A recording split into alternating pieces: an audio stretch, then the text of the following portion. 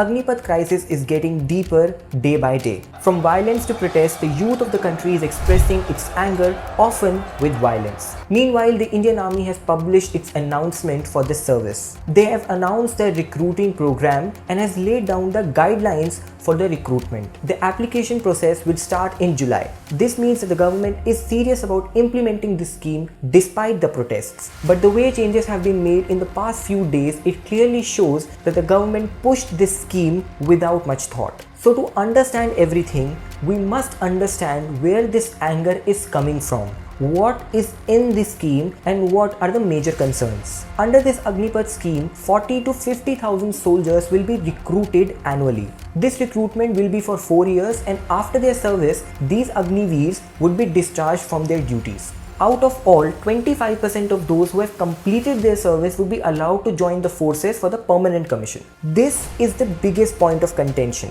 What will happen to the rest 75% of the recruits? But to understand that more, we need to look at the features of this scheme. For Agnipath, forces would be recruiting the applicant from the age of 17.5 to 21 years of age. Just for this year, the age limit has been extended to 23 years. Second feature, the soldier would be getting salary of 30,000 per month, which would increase every year. But the in-hand salary would be less because some part of it would go towards the corpus. Number third, when leaving the service after 4 years, the soldiers would get over 11.7 lakh rupees in packages. This would be to secure their future. Number four, in case of death of Agniveer soldier during their service, the family would be given 1 crore rupees plus the salary and the remaining benefits. Now that we have looked at the feature of this scheme, let us look at the reasons behind these protests. Number one, the biggest reason behind this protest is the frustration. Yes, no recruitment has taken place since the COVID-19 pandemic.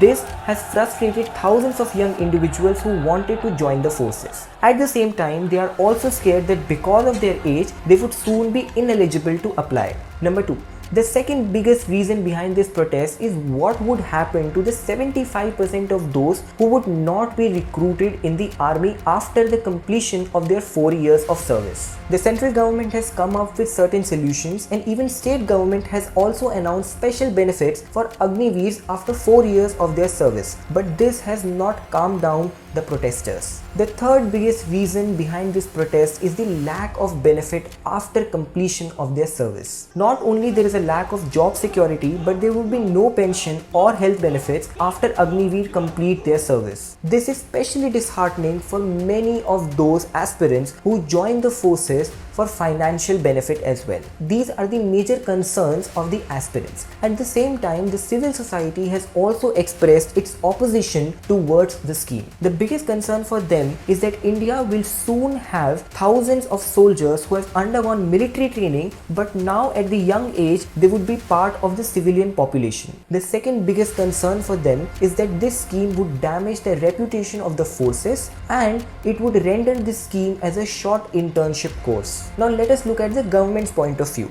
The biggest defense of the government is that this scheme would give employment to lakhs of people and at the same time would increase the youth participation in the military. The second reason behind bringing this scheme is that this would save crores of rupees for the government. According to a report, the pension and salary bills of forces are skyrocketing and government wants to control that. One report says that this year alone the government is expected to spend over 2.5 lakh crore for salaries and pensions out of the 5.25 lakh crore defense budget. Hence, this scheme can also save money for army's modernization. So these were the all point of views regarding the Agnipath scheme. What do you think about this? Let me know in the comment section. And if you like this video, do not forget to drop in a like and subscribe to India Times.